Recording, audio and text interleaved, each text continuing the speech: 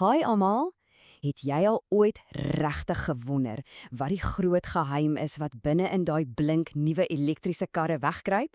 Wel, vandag gaan ons presies dit uitvind. So kom ons spring dadelik weg. Ja, ons sien hierdie fantastiese karre oral op die paaie. Maar wat presies is die touerkrag wat hulle so stil en vinnig laat ry? Dit is die vraag wat ons vandag op 'n klein ontdekkingsreis gaan neem, diep binne in die kar se hart. Kom ons wees eerlik, ons is almal mal oor hierdie karre, né? Hulle zoom so saggies verby, hulle is ongelooflik vinnig as die lig groen slaan en die beste van alles is, hulle help om die lug wat ons elke dag inasem skoner te hou. Dis nou die goed wat ons aan die buitekant sien en bewonder. Maar as ons nou die engine kap sou oopmaak, is dit waar ons die ware hart van die kar kry. Nie een of ander raserige engine vol ratte en olie nie, nee, 'n stil maar superkragtige battery.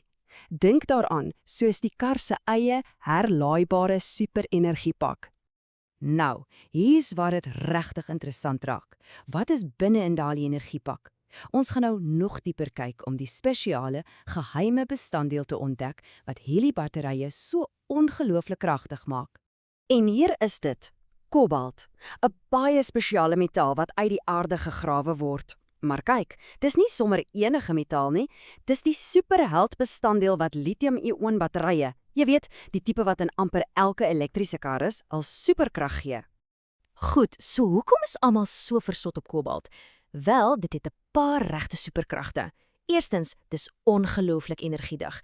Dit beteken dit kan 'n reuse klomp energie in 'n baie klein spasie indruk en dis hoekom jy honderde kilometers kan ry voor jy weer moet laai. Tweedens, dit is fantasties om dit te hanteer, wat vreeslik belangrik is om die battery stabiel en veilig te hou.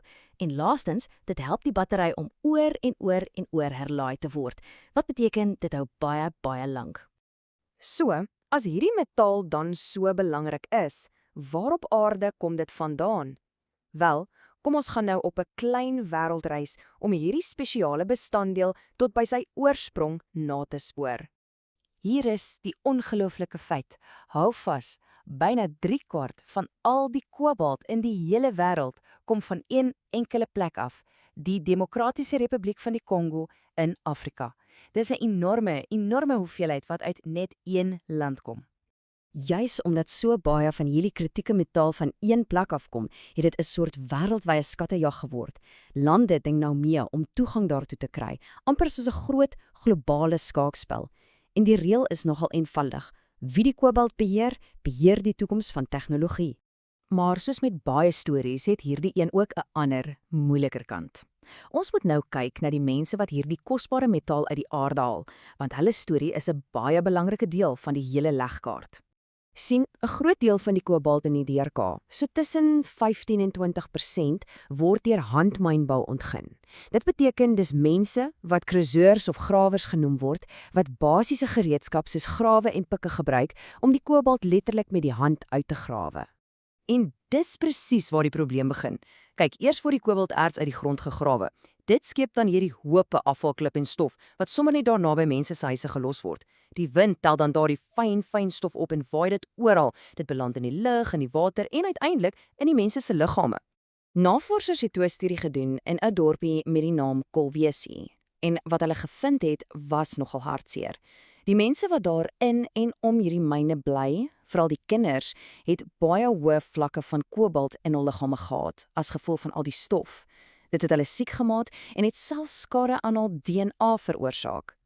Goed, dis 'n moeilike storie, ek weet, maar dis nie waar dit eindig nie. Eintlik is dit die begin van 'n splinternuwe hoofstuk, een wat vol hoop en baie slim idees is. So kom ons kyk hoe hierdie probleem besig is om tot innovasie te lei. Jy sien, dit is een van die wonderlikste dinge van ons mense. Wanneer ons 'n groot probleem in die gesig staar, begin ons breine dadelik werk om 'n oplossing te vind. Om 'n probleem te identifiseer, is mos die heel eerste belangrikste stap om dit op te los. En dis presies wat nou gebeur. Reg oor die wêreld werk die slimste wetenskaplikes en ingenieurs nou daaraan om 'n splinternuwe generasie batterye te ontwerp. Batterye wat die werk kan doen sonder om 'n enkele greintjie kobalt te gebruik. Hierdie skyfie wys die verskil eintlik perfek. Aan die linkerkant, vandag se kobaltbatterye. Hulle gebruik 'n skaars, duur metaal Dit kom meestal van een plek af en die mynbouproses kan nogal skadelik wees. Maar kyk nou regs, dit is die toekoms waarna ons streef. Batterye wat gemaak word van materiale wat volop is, wat wêreldwyd verkry kan word en wat op 'n veilige en volhoubare manier gemaak word. Dis 'n reuse sprong vorentoe. En hierdie is nie net 'n droom nie hoor, dit gebeur nou al. Wetenskaplikes werk aan regtig opwindende tegnologieë, soos vaste stofbatterye. Dis 'n heeltemal nuwe manier om energie te stoor.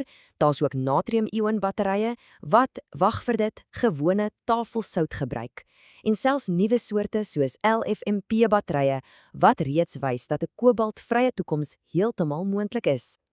So, op die ou end wys die storie van die elektriese kar en sy geheime bestanddeel vir ons dat die dinge wat ons elke dag gebruik, dikwels sulke komplekse en diep stories het. Dit laat 'n mens nogal wonder, né? Watter ander geheime lê daar weggesteek in ons fone, ons rekenaars en al daai ander tegnologie waarvan ons so baie hou? Bly nuuskierig.